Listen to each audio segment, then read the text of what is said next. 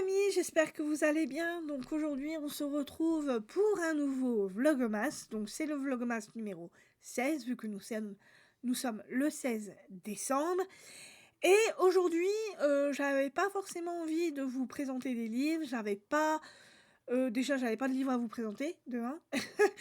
Et j'avais envie qu'on parle un petit peu ensemble. Enfin, surtout moi, j'avais des choses à vous dire. Vous n'aurez qu'à regarder la vidéo, ça sera super. Et commenter si vous avez des choses à dire. J'avais envie de vous parler car j'avais oublié hier de vous dire que c'était mes derniers Vlogmas. C'est ma dernière semaine de Vlogmas vu que je pars à la fin de cette semaine. Voilà. Et comme je pars à la fin de cette semaine, j'ai eu envie de vous proposer quelque chose par rapport au livre de Franck Tillier, donc son thriller de l'Avent. Comme vous le savez, comme je pars en vacances, on n'aura pas la possibilité de continuer de lire ensemble le livre, le roman maudit de Franck Tillier. Et j'ai eu une idée, une étincelle qui m'est arrivée. J'ai réfléchi et je me suis dit, pourquoi est-ce que je ne ferais pas... Alors, comment je vais vous expliquer ça ? Je pars en vacances. Je laisse le livre de Franck Tillier là. Je ne l'ouvre pas durant mes 15 jours. Voilà. Pendant mes vacances, bien évidemment, je vais lire. C'est logique. Ce que je vais faire, c'est qu'en rentrant, si ça vous convient, j'avais pensé à ça pour que vous ne soyez pas lésés par rapport à la lecture de ce livre. Parce que vous ne connaîtrez pas la fin et je trouve ça un peu bête. Surtout qu'on a commencé de le lire ensemble, ça serait dommage que vous n'ayez pas la fin. Et puis moi, vous résumez le livre, c'est un peu... voilà, je trouve ça un peu dommage. On a commencé ensemble, on va le finir ensemble. Donc, là où je veux en venir, je laisse mon livre ici chez moi, je reviens de vacances.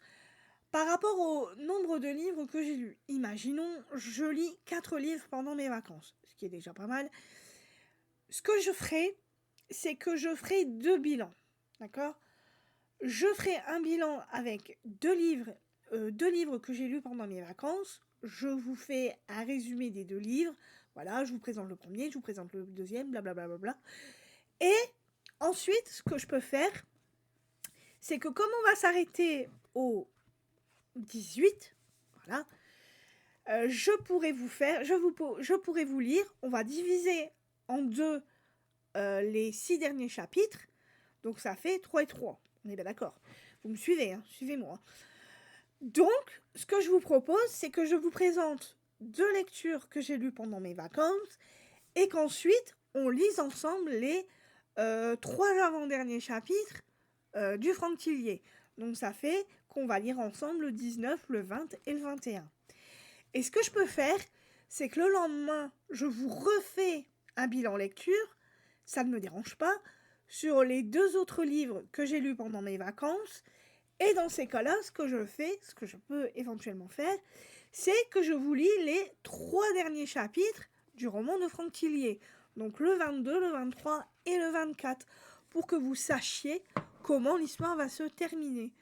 Moi, ça me permet de connaître en tout l'histoire, et vous aussi. C'est beaucoup mieux comme ça. Parce que ça m'a trotté dans la tête, je trouvais ça dommage que vous ne sachiez pas la fin de l'histoire. Surtout que j'ai commencé à la lire avec vous.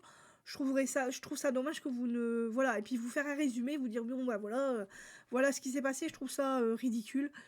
Et je préfère mieux faire comme ça. Alors après, dites-moi en commentaire si ça vous va. Si ça vous va, bah c'est parfait, on fait comme ça et on n'en parle plus. Ensuite, j'ai aussi... Alors attendez, hein, faut pas que je me disperse. Je voulais aussi vous parler d'un autre truc. C'était quoi? Ça y est, j'ai perdu le fil. Oui, je vais vous faire aussi un bilan de fin d'année. Voilà, par rapport à toutes mes lectures que j'aurais lues, tous mes livres. Donc le nombre de livres, le nombre de pages, etc. etc. J'ai aussi l'intention de vous parler du nombre d'auteurs, du nombre de nouveaux auteurs que j'ai lus, car il y a une personne parmi mes abonnés, je crois que c'est Chantal, si je ne me trompe pas, qui m'a demandé si j'avais lu des nouveaux auteurs cette année. Effectivement, j'en ai lu pas mal. Et je trouve que ça serait bien que je l'inclus dans mon bilan global de l'année 2025. Donc pour mon bilan global, je vais vous mettre en plus le nombre d'auteurs, de nouveaux auteurs que j'ai lus. Je vais, comment dire, les compter, vous dire, voilà, j'en ai lu 10 nouveaux, 14, 15, 16, 25, on s'en fout. Voilà. Et je vous donnerai le nom de ces auteurs et le nom des livres. Voilà, comme ça vous donne une petite idée du nombre de nouveaux auteurs que j'ai lus cette année. Donc ça sera vraiment ça va englober le bilan de fin d'année. Voilà, ça sera englobé dedans. Je voulais aussi vous dire quelque chose. Ah oui, si jamais, durant mes vacances, je lis plus de 4 livres. Voilà, c'est possible, on ne sait pas. Je vais être en vacances, je vais avoir le temps de lire pas mal de livres. Donc si j'en lis plus que 4, bien évidemment, on va quand même faire ma méthode d'avant, donc pour finir le livre de Franck Quillier. Mais si par exemple, imaginons, je dis un chiffre au hasard, si j'ai lu 10 livres, donc je vous fais 2 bilans, donc avec 2 et 2, ça ferait 4, voilà. Comme ça je vous les présente, je vous présente la fin du livre de Franck Quillier, ta.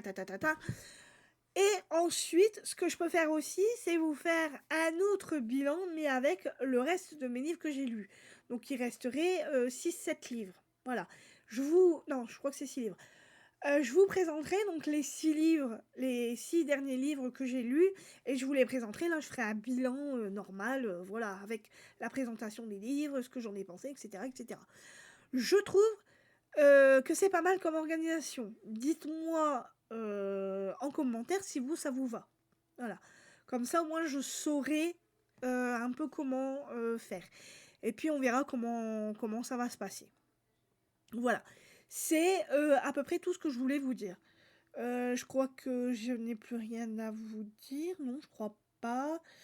Donc voilà, au final, ça aura pas duré vraiment très longtemps, mes explications. Mais je voulais vous proposer ça. Je trouve que c'est une pas trop mal, une mauvaise idée. Je vais y arriver. Une pas trop mauvaise idée. Dites-moi, comme je vous l'ai dit en commentaire, ce que vous en pensez. Moi, ça ne me dérange pas de faire comme ça. Vous, ça vous permet, et moi aussi, par la même occasion, pardon, de savoir le fin mot de l'histoire. En plus, après, on s'en fout, voilà. Bon, c'est le calendrier de l'avant, c'est sûr que c'est bien de le faire au fur et à mesure et jour après jour. Après, là, c'est parce que je pars. Comme je pars en vacances, ça serait dommage que vous ne sachiez pas la fin de l'histoire. Et moi aussi. Donc, et je trouve ça dommage. Je trouverais ça dommage de le lire sans vous. J'aimerais mieux le partager avec vous. Et moi, ça ne me dérange absolument pas de l'ouvrir après les vacances. Certes, on sera plus au mois de décembre, mais c'est pas la fin du monde. En tout cas, pas pour moi. Après, dites-moi ce que vous en pensez, si l'idée vous plaît ou pas, si on fait comme ça ou pas. Comme je sais qu'il y en a pas mal qui suivent les aventures de Léo et de Naël, je trouve que ça serait dommage de ne pas savoir la fin de l'histoire. Voilà. Donc, après ça, donc maintenant, je vais vous lire, écoutez, la suite, parce qu'on a encore ensemble donc 3 jours à lire, donc le 16, le 17 et le 18, et là nous allons ouvrir le 17 ensemble, donc on verra ce qui va se passer donc pour Naël. Alors c'est parti, on y va. Alors, c'est...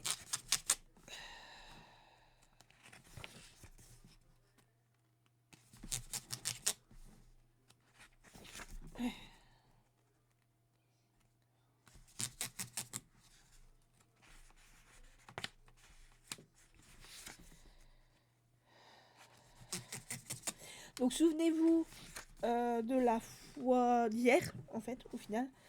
Naël pensait que c'était son voisin qui avait kidnappé Léo et les autres enfants. Là, aujourd'hui, donc, on va voir si ses suspicions sur son voisin sont toujours d'actualité ou pas. C'est parti. Au réveil, en cet éternel 1er décembre, Naël est dans le doute. Son voisin est-il réellement le mal? La nuit a brouillé ses certitudes. Il aurait aimé montrer à Louise les photos de la veille pour avoir son avis. Mais évidemment, elles ont disparu comme tout le reste. Il va lui falloir des preuves et pour ça, il n'y a qu'un seul moyen. Entrer chez Monsieur Charon en son absence. Alors, je sais pas si ça se dit Charon ou Caron, mais je crois que c'est chat. Parce que c'est H, pour moi, ça fait chat. Ça veut dire lui laisser la possibilité de quitter sa maison. Donc, ne pas crever les pneus de sa voiture, ce qui aurait pour conséquence de le clouer à son domicile. Alors là, on a, je vous le fais voir avant, j'ai pas fini ma phrase, mais donc on a Naël dans son lit et puis son réveil. Voilà. Naël est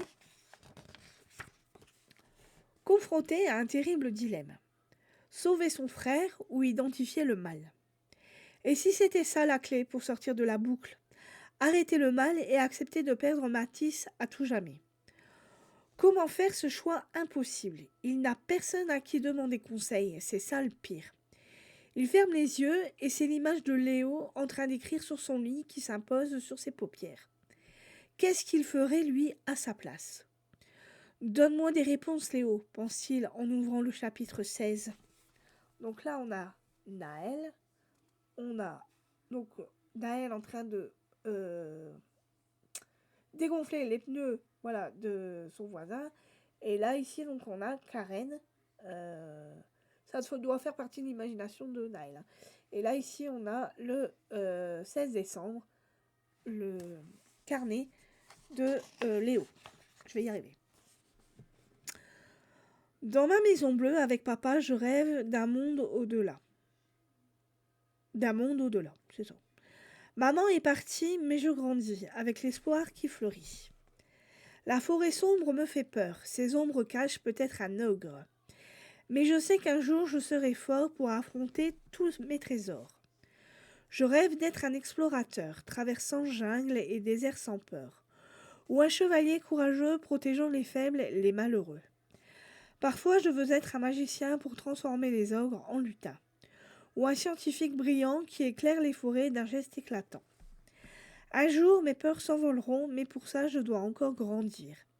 J'espère que je serai fort et bon. Pitié, je ne veux pas mourir. Léo Lacan. Donc là, c'est un poème de Léo, et là, on a Léo avec l'ogre.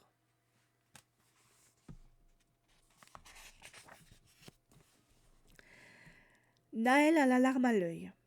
Tant le poème de Léo le touche. Pitié, je ne veux pas mourir, répète-t-il à voix haute. Il a pris sa décision, s'occuper du mal. Il doit savoir. Il envoie un SMS à Louise pour qu'elle passe chez lui avant leur départ pour le bus.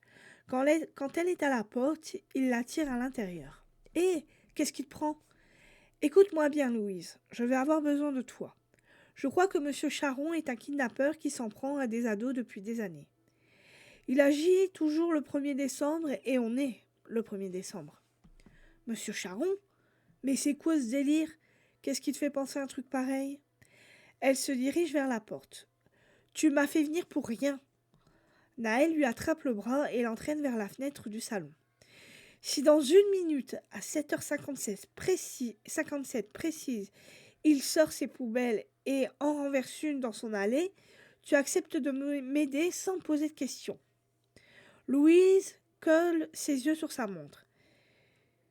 Si ce que tu dis se passe, je suis même prête à te filer ma carte Dracofeu Skyratch. Les yeux de Louise se plissent quand elle voit la porte du garage s'ouvrir et l'homme sortir avec ses poubelles. Il s'écarquille carrément quand l'une des deux se renverse au sol. Au moment où l'aiguille de sa montre indique la 57e minute. Mais... Donc là, on a la maison donc de Naël, et là, on a Monsieur Charon qui sort ses poubelles et qui en fait tomber une.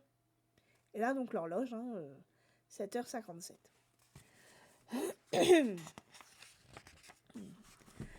Un jour, je t'expliquerai.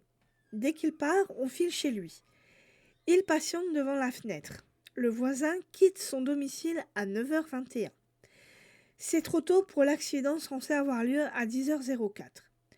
Naël se dit que M. Charon va peut-être faire des courses avant de passer du côté de la fac, ou préparer son kidnapping. En tout cas, c'est le moment. Les deux amis passent par les jardins à l'arrière, franchissent les barrières, frôlent les murs du manoir. Toutes les portes sont fermées à clé, alors Naël brise une fenêtre avec une pierre.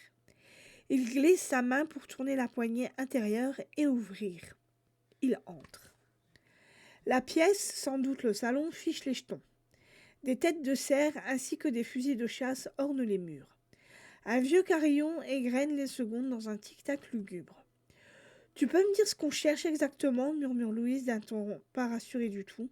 « Je ne crois pas que les kidnappés ont été enfermés. Ici, ça ne ressemble pas à ce que décrit Léo. Le mal doit les retenir ailleurs. Peut-être qu'on va trouver des indices. »« Le mal ? Les kidnappés ? Mais de quoi tu parles ? » ?»« Je t'expliquerai. » Il serait temps, oui. Donc là, on a la maison de Monsieur Charon et les têtes de cerf. C'est peut-être ça, hein, les têtes monstrueuses que Léo a vues. C'est peut-être pas forcément des têtes de monstres. C'est peut-être juste des têtes de cerf. Hein. Des fois dans la nuit. La maison est immense, froide, obscure. Les deux adolescents auraient dû se séparer pour être plus efficaces. Mais aucun ne veut quitter l'autre.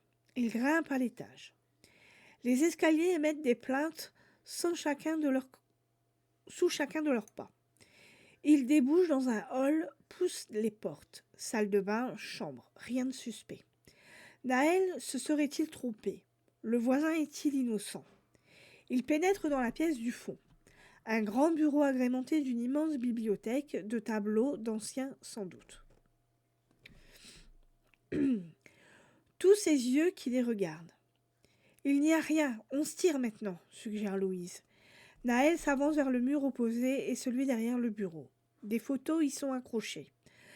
L'adolescent s'en approche et sent une giclée d'adrénaline dans ses veines. C'est lui, c'est bien lui. Karen a été photographiée à son insu dans la rue, devant sa maison, à son club de sport. Charon l'a suivie partout. Il l'a étudiée, traquée, comme un prédateur à l'affût avant de la kidnapper. Pas de photos ni de traces des autres disparus, mais c'est lui. Ça ne peut être que lui. Louise est venue à ses côtés pour constater le tir par la manche. Donc là, on a les différentes photos, et là, les photos de Karen. Alors moi, j'ai une petite idée, mais alors après, je ne sais pas si c'est la bonne.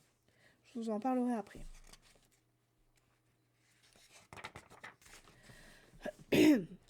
Allez, fichons le compte d'ici. Il se rue vers la porte. Quand il s'engage dans le couloir, il se retrouve soudain face au voisin, qui braque un fusil sur eux. Un sourire sadique sur le visage. « Je vous ai vu sur mes caméras, espèce d'idiot. On dirait bien que votre petite escapade s'arrête là. J'en ai 2 pour le prix d'un. » Oh là. Oh, bah, je crois pas que ça soit bon. Voilà, donc là, ici, on a Naël, on a Louise, pardon, Monsieur Charon avec son fusil, et puis les têtes de cerf, voilà. Des lances de cerf. Ça craint. Hop, et voilà. Et demain, nous sommes le 17 décembre, donc on en saura la suite.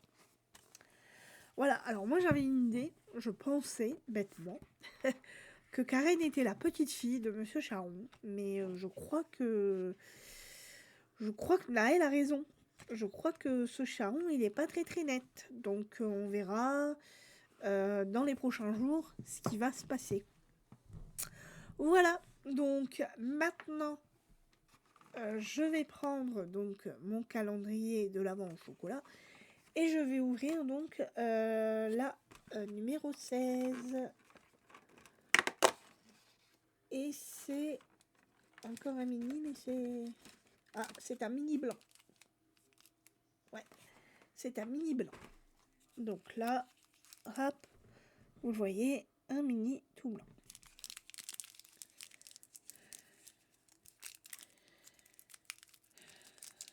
Hop, et voilà. Donc là, c'est du blanc. Voilà.